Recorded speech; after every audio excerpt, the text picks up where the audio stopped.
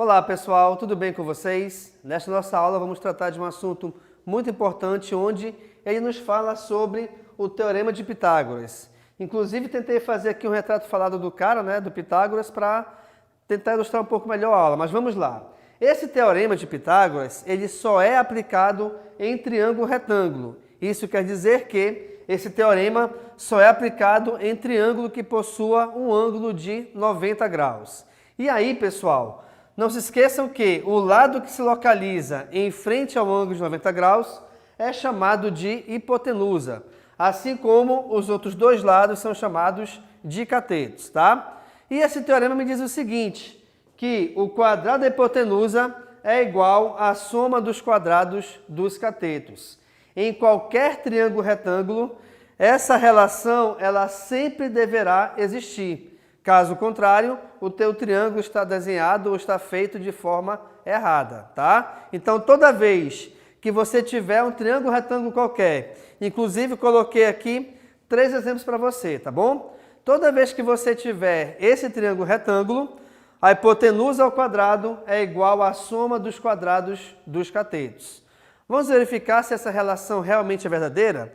Repare que, inicialmente, eu tenho aqui este triângulo vermelho, onde eu estou dizendo que 5 ao quadrado é igual a 3 ao quadrado mais 4 ao quadrado, certo?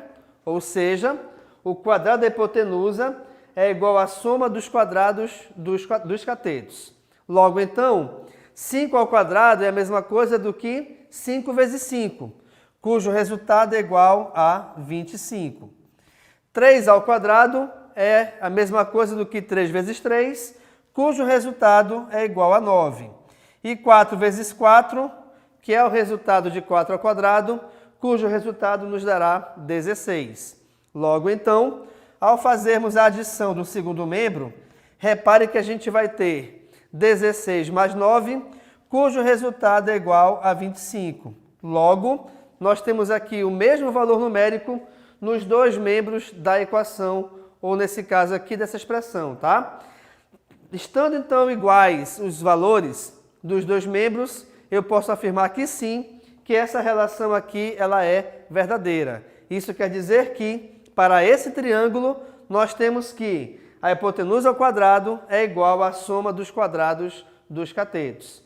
Agora, vamos supor que de repente eu tenha um triângulo onde, ao resolver essas continhas aqui, eu tenha dois valores diferentes, um em cada ponta, um em cada membro, aliás, da igualdade.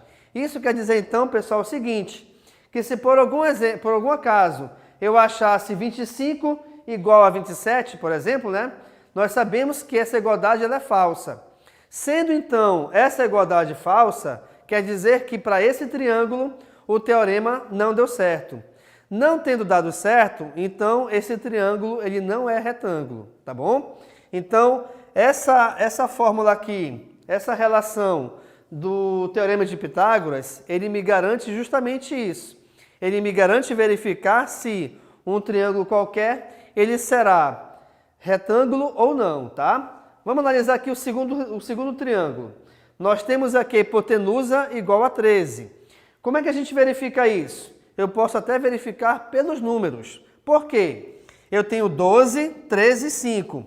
E em qualquer triângulo retângulo, a hipotenusa sempre será o maior valor. Então, nós temos que 13 ao quadrado é igual a 12 ao quadrado mais 5 ao quadrado, certo? De novo, olha só a relação aqui aparecendo. O quadrado da hipotenusa é igual à soma dos quadrados dos seus catetos. E 13 ao quadrado, vou fazer aqui em cima, olha só, 13 vezes 13. 3 vezes 3 é 9, 3 vezes 1 é 3, tira uma casa, 1 vezes 3 é 3, 1 vezes 1 é 1, cuja soma vai dar 169. Logo, 13 vezes 13 é igual a 169. 12 ao quadrado é 12 vezes 12, cujo resultado é igual a 144. Assim como 5 ao quadrado é 5 vezes 5, cujo resultado é 25.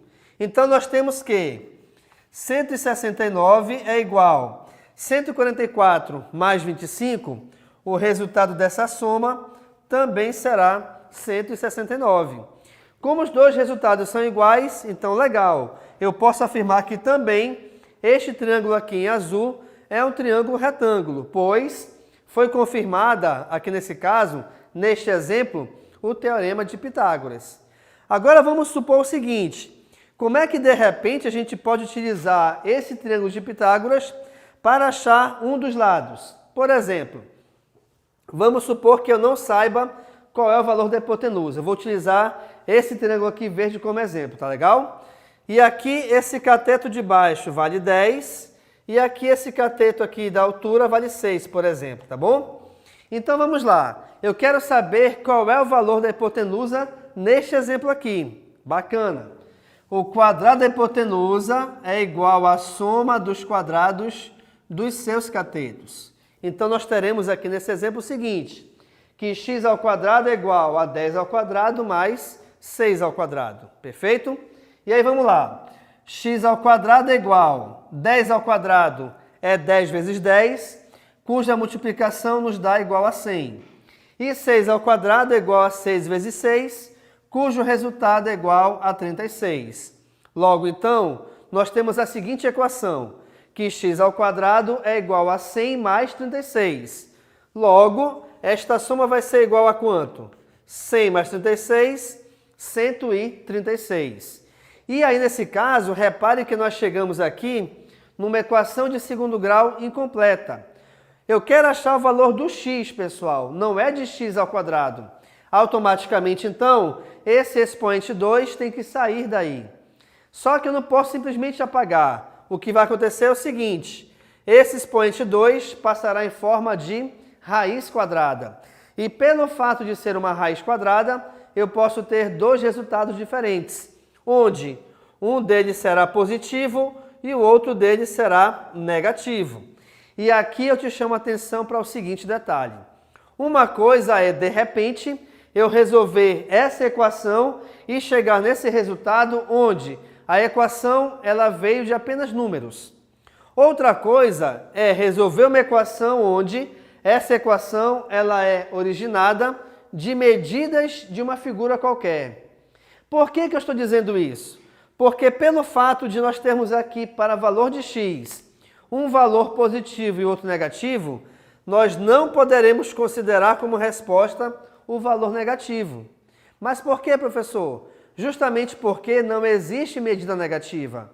Ninguém tem menos de 1,80 m de altura, por exemplo, tá? Eu não posso andar uma distância de menos 3 km, nem de ré, tá? Então, quando a gente tratar de medida, toda medida que envolva sinal negativo você esquece. Logo, então, aqui nós temos como resultado de x igual a raiz quadrada de 136. Devido ao fato de essa raiz quadrada não ser exata, ela está representando um número irracional. Logo, então, eu posso determinar que o x realmente é esse valor, tá bom? Então, neste exemplo aqui desse triângulo, para que esse triângulo seja retângulo, esse x tem que ter um valor igual à raiz quadrada de 136.